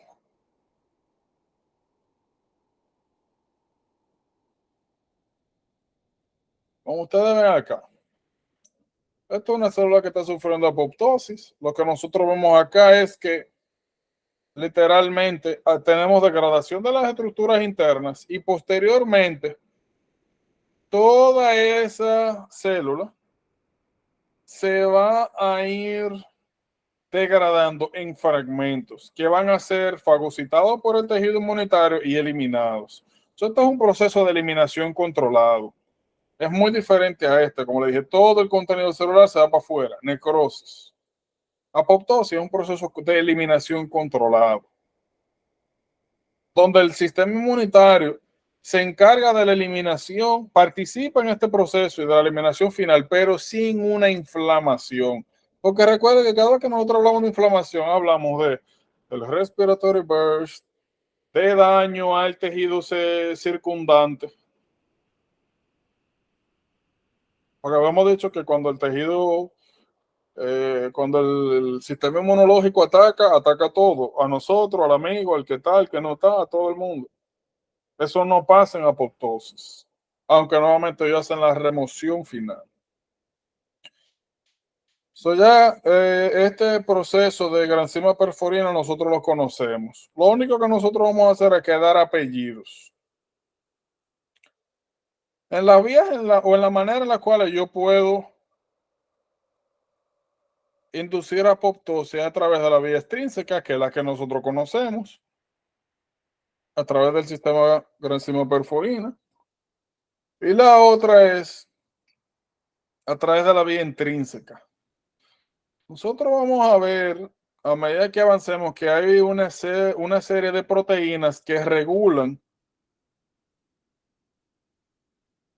el proceso de apoptosis. Y nosotros tenemos proteínas que son proapoptóticas, o sea, que inducen apoptosis, y tenemos proteínas que son antiapoptósicas, o sea, que la inhiben. Y cuando se rompe el balance de esas dos, entonces, pues se activa el proceso de apoptosis. Cada vez que nosotros tenemos circunstancias en las cuales yo tengo que eliminar esa célula, por ejemplo, si yo tengo mutaciones peligrosas, una de las maneras en las cuales el sistema nosotros habíamos aprendido que el sistema inmunitario se encargaba de controlar o de controlar cáncer era, si acá en aunque aquí no está representado, ya nosotros sabemos que si hay una comunicación entre estas dos células a través del complejo de histocompatibilidad tipo 1, en el cual se presentaban proteínas que sintetiza la célula, y si una de estas proteínas que presentaba la célula eran anómalas, o hay una proteína mutada o hay un virus ahí, independientemente de cuál sea la razón, se elimina esa célula. Ahora, esa es la vía extrínseca, donde tú necesitas que haya un efector externo que propicie que inicie el proceso de apoptosis. Ahora bien, nosotros tenemos mecanismos de regulación internas a través de las proteínas que nosotros vimos en el ciclo, que regulaban el ciclo celular. Una de las que vimos fue P53. P53 es la que le llaman el guardián del genoma, que es una proteína, como ustedes ven acá, que en algunas características, en algunas circunstancias se activa e inicia el proceso de apoptosis, cuando se generan daño al DNA extensivo, especie reactiva de oxígeno, o cuando hay mutaciones que ocurren de manera importante, cuando se pasan por estos checkpoints, si no son reparables, se activa la P53, que lo que hace es que comienza la producción de estas proteínas que son proapoptóticas. Lo que hacen esas proteínas es que hacen hoyos en las membranas mitocondriales y liberan el citocromo C, que son las que activan a través de esta vía las caspasas, que ya sabemos que son enzimas que digieren a la célula de manera controlada. Eso que ustedes ven aquí, BCL2, son proteínas antiapoptóticas y que son importantes porque vamos a ver que cuando se mutan, cuando están sobreactivadas y no permiten que las células que nosotros queremos que nosotros queremos eliminar a través de apoptosis se eliminen, porque muchos BCL2 pues pueden provocar la supervivencia de células malignas, como pasa en algunos linfomas. Entonces, lo que tenemos que saber de esto es que para el desarrollo de cáncer, estos procesos deben estar alterados, porque si no, lo más normal es eso, que el sistema o la misma célula se suicide, o otra la mande a suicidarse. Cuando esto se altera, eso nos puede llevar a nosotros al desarrollo de cáncer. Esto era lo que yo les decía, lo vamos a ver más adelante, el linfoma.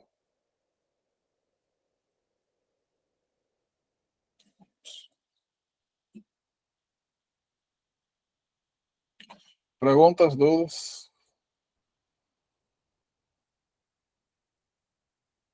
Ok. Como mencioné, hello, preguntas. No, yo dije que no fue. Yes.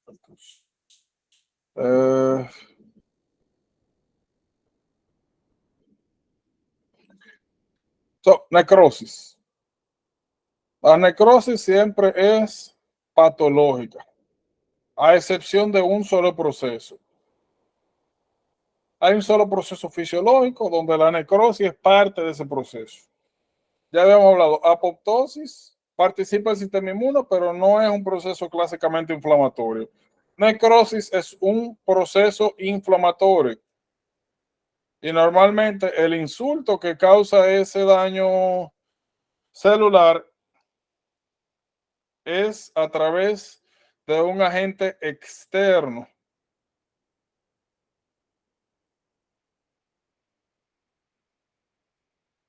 que sobrepasa la habilidad de adaptación de ese tejido de adaptarse a ese insulto y causa destrucción del mismo.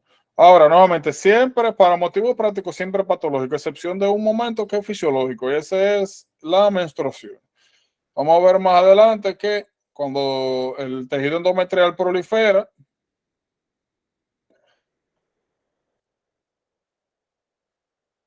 ¿verdad?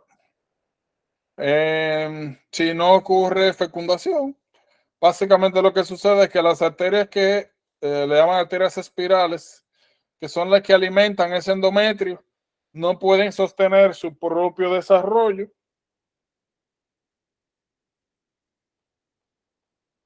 y con la eliminación de las mismas, entonces los segmentos externos del endometrio, si no tienen arterias espirales, no le llega sangre. Si no le llega sangre, sufren hipoxia. Si sufren hipoxia, se necrosan. Este es el único evento fisiológico donde hay necrosis por naturaleza. Por eso es que la menstruación duele. Porque tú tienes desprendimiento de este tejido a través de hipoxia, hay necrosis y sigue inflamación. Por eso es que uno de los tratamientos que se utiliza para eso generalmente son los NSAIDs, los analgésicos no esteroideos, porque hay un proceso inflamatorio detrás. Fuera de eso, todas las necrosis son patológicas. ¿Qué es lo que nosotros estamos viendo aquí? Hay diferentes necrosis y cada necrosis va a estar caracterizada por principalmente cuál fue el insulto o en qué tejido sucedió. O coagulativa es una necrosis que clásicamente pasa en tejidos que son ricos en proteínas. ¿Cómo pasa con el huevo? Usted agarra un huevo, lo cocina, ¿verdad? Y coagula. A diferencia de liquefactivo. Liquefactivo es el mismo tipo de necrosis, pero que ocurre en un tejido que es rico en grasa principalmente, o donde hay de por medio enzimas líticas digestivas. Gaseoso, nosotros ya hablamos de granulomas, si lo habíamos dividido en gaseoso y no gaseoso. Gaseoso porque se desarrollaba un centro necrótico. Necrosis grasa, el nombre lo dice.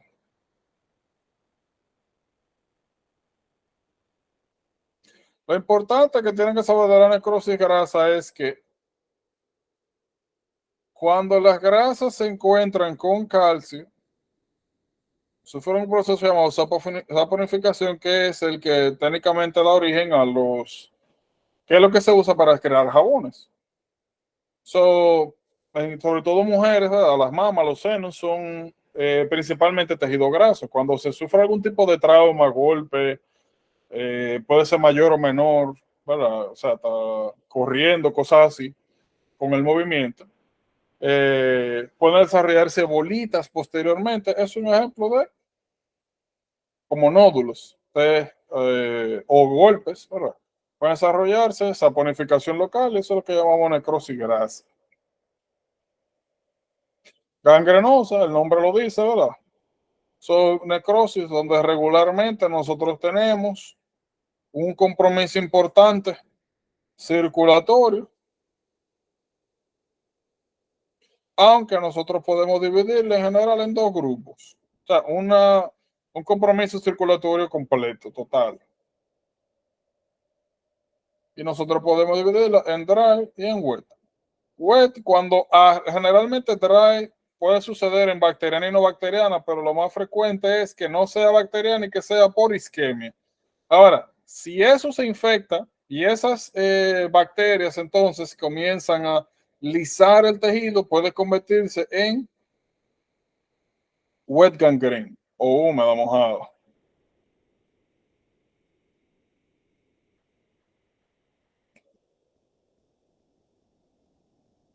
Miren,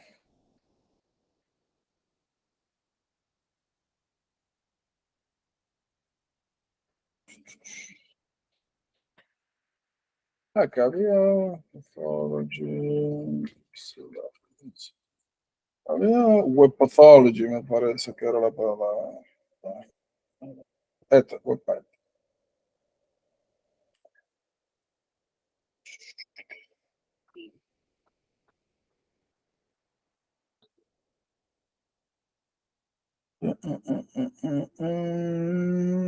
Era esta.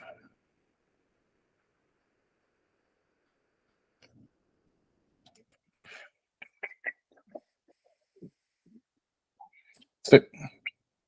Voy a pasarle esto. Esta página yo realmente la conocí tarde, pero es útil.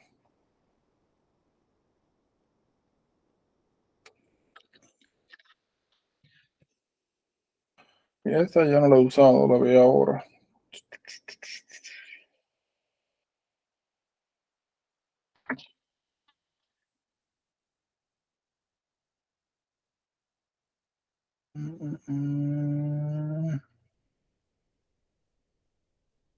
Está interesante porque te parece que es como casos. Lo voy a chequear después. Pero esta es la que yo conozco y he utilizado. Esta es interesante porque aquí ustedes pueden buscar sobre todo los slides normales, por ejemplo, tejido adiposo, cómo se ve, cuál es la descripción, y como ustedes ven, le dice cuáles son las características, si están bien señaladas. Quizá ahora mismo no le tengamos mucho uso, pero a medida que nosotros avancemos, sobre todo en los otros sistemas, vamos a ver que sí, que bien interesante y bien útil. Lo puse web pathology. Las otras esas también tengo que verlas, sobre todo esta, para ser interesante. Voy a dejar ahí para que ustedes la chequen por si ven algo interesante, pero la que yo conozco es esa web pathology. So, la razón por la que le traigo esto es para que, bueno, eso cada vez que ustedes vean algún, no solamente ahora en patología, sino en órganos, alguna patología que tenga alguna importancia, eh, donde sea importancia identificar algunos elementos, quizás sea un buen aid.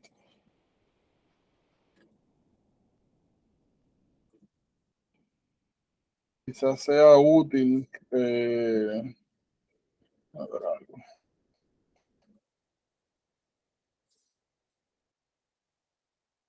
Ah, exacto, míralo aquí. Yo sabía, me acordaba que había una. Es bien útil porque ustedes ven acá, buscar, mira, apoptosis, necrosis coagulativa, vamos a ver esto. Entonces eso le da hint, se explica, y es bien, bien útil. So, mire, como le dije, la necrosis la necrosis de este tipo particular tiene la característica de que cuando usted monta el slides, como son tejidos fuertemente, um, donde el componente principal son proteínas, cuando hay algún tipo de necrosis, esas proteínas lo que hacen es que precipitan, no se alteran mucho, por lo menos inicialmente, no cambian um, sus cualidades moleculares. Por ende, cuando usted la ve en un slide, literalmente lo que ustedes ven es el tejido como si se encontrara relativamente intacto. Y regularmente lo principalmente que ustedes ven son alteraciones nucleares, por ejemplo. Vamos a...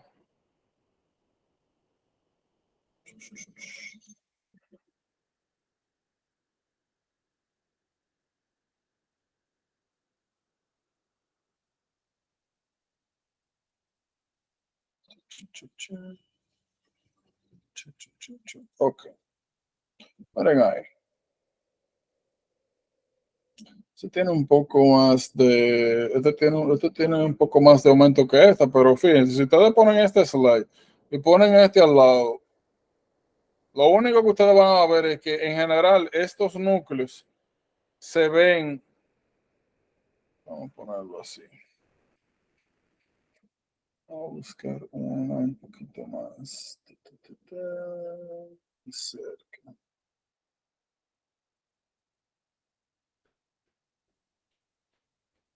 Okay. Este ha sido un poco más, sí.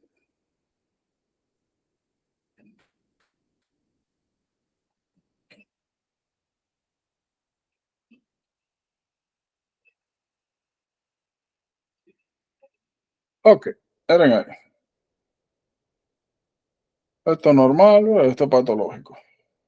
Lo primero que ustedes ven son estas regiones. Creo que lo habíamos mencionado. ¿Dónde fue? No habíamos hablado en detalle de slides, pero ya me acuerdo de cuando hablamos de trasplante. Habíamos hablado de hyperacute rejection, donde habíamos visto vasos que estaban, donde aparentemente había necrosis y aparecían esos clumps proteicos. Eso de ahí, eso de ahí, parece que podrían ser, porque yo no estoy viendo, o sea, yo no veo perfectamente, ni soy patólogo, pero regularmente cuando ustedes ven eso, tienen que pensar que son o trombos o que son agregaciones de proteínas coaguladas. Aquí ustedes ven que nosotros vemos los núcleos son relativamente consistentes.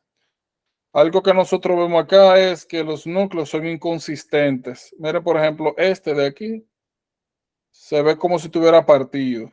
Eso es lo que llaman cariorrexis. Pignosis, que los núcleos se ven así como oscuros, se ven como condensados. Aquí, miren, ese núcleo, no vemos homogeneidad cuando hablamos de los núcleos. Aquí cada núcleo se ve diferente. Aquí, normalmente acá nosotros quizá tengamos espacios. Miren, es una fibra. Aquí lo que había era tejido conectivo, quizás se fue fibra, tejido conectivo, núcleo. Vamos a agarrar un pedazo. Que si no hay mucho que ver. Ok, mejor. Miren ahí. Miren el núcleo. Es un núcleo. Aquí todos los núcleos en general están alrededor de una fibra. Y nuevamente son núcleos que relativamente tienen consistencia.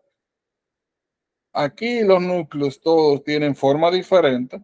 Y, sí, y como en este caso, mira, ese núcleo se ve como que está en el aire. Y ese también. Este se ve un supernúcleo. Estos son núcleos pequeños. Estos son núcleos medianos. Miren que aquí nuevamente se ve como si estuviera vacío. En general, la arquitectura del tejido se preserva y lo principal que ustedes van a ver esto son áreas donde hay precipitaciones de proteínas o, ¿cómo se llama esto? O trombosis y alteración en la arquitectura nuclear principalmente. Y nuevamente, esta pasa clásicamente en los tejidos que son ricos en proteínas y que sufren isquemia. Lo que fue activo, como mencioné, básicamente pasa es en tejido nervioso central, porque vamos a ver que la mayor parte del tejido nervioso central es mielina, es grasa.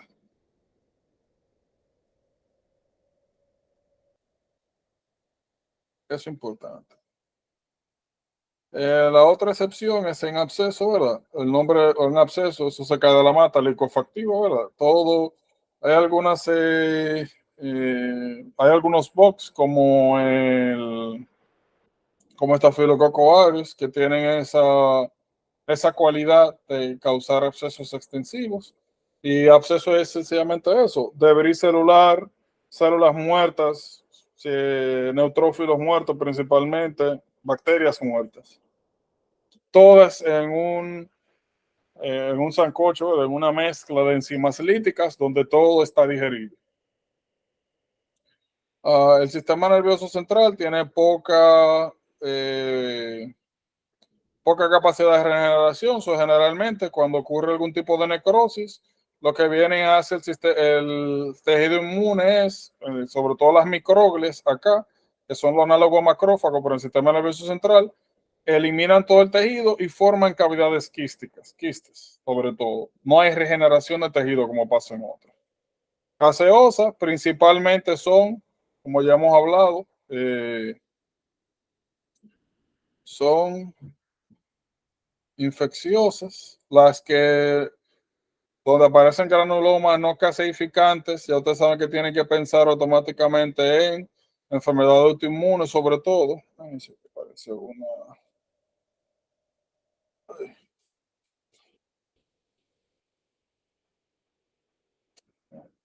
Yo, Sourpet, granuloma. Sí.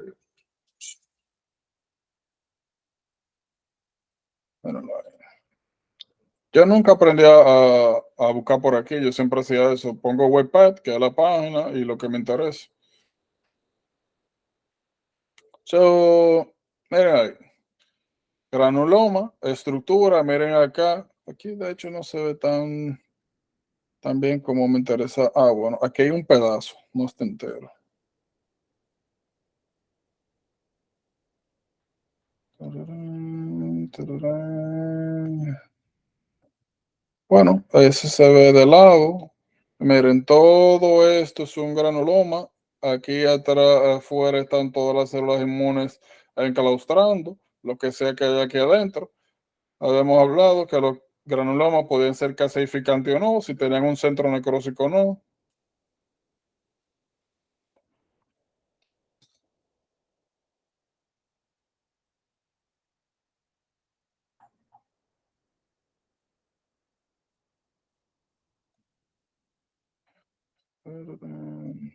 Miren acá, este se ve mucho mejor. No centro necrótico, sistema inmune recubriendo en la parte externa. Mírenlo ahí. Todo eso que está ahí es centro necrótico, granuloma. Y generalmente es cuando claustramos materiales extraños o eh, infecciones, agentes infecciosos. FAT, ya lo mencioné. Lo que nos faltarían serían fibrinoides. Fibrinoides. Fibrinoides, eso déjenmelo ahí tranquilo. Eso lo vamos a hablar en detalle cuando hablemos de vasculitis, sobre todo. Eso déjenme eso ahí. Pero en general, lo que me interesa que vean es esto.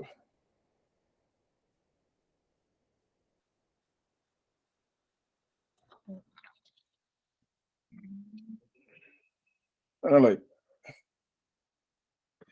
míralo ahí. Necrosis fibrinoides.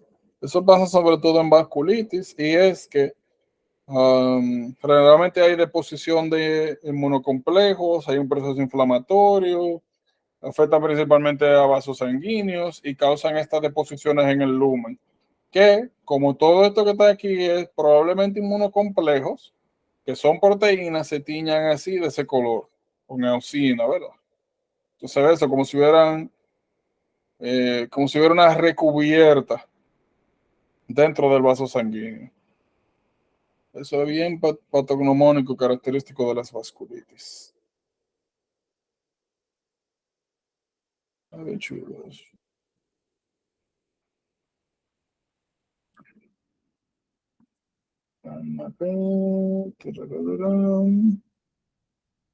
Sí, esto es bueno que lo caractericen. Puede ser que se encuentre una que otra pregunta de cuándo son enzimáticos y cuándo no enzimáticos. Eh, regularmente esto de los páncreas lo preguntan sobre todo personas que tienen pancreatitis crónica, en una imagen, que hacen un CT, salen calcificaciones punteadas en el páncreas y preguntan qué es eso. Ah, mira, eso es, podría haber sido una pancreatitis vieja, saponificación, calcio, carazas, y ahora se ven como esos puntos. Eso es importante. Te quieren, podemos buscar, ¿no? Eh,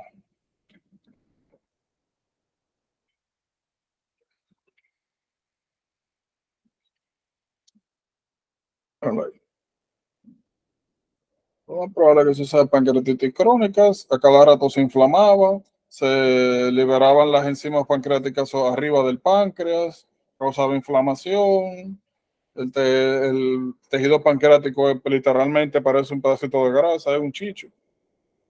Y eso, saponificaban, precipitaban las grasas con las moléculas de calcio y cuando usted repite un sitio, hace una imagen, se ven así.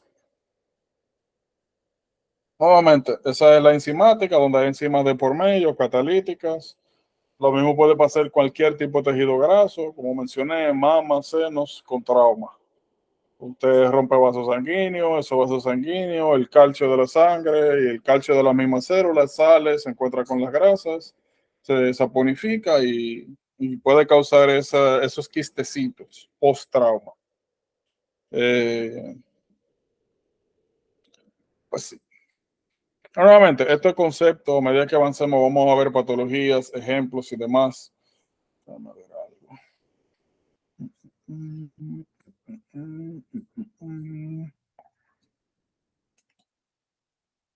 Bien, aquí la cosa se pone un poquito más interesante. O preguntas, dudas. Bueno, yo no lo había visto eso que lo estaba enseñando. Centro mescarótico. Esa patología es bien chula, es bien útil.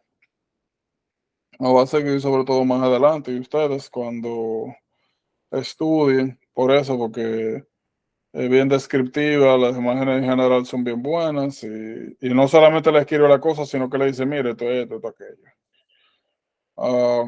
Así que asegúrense de utilizarla cada vez que ustedes tengan slides, quieran algún ejemplo, para que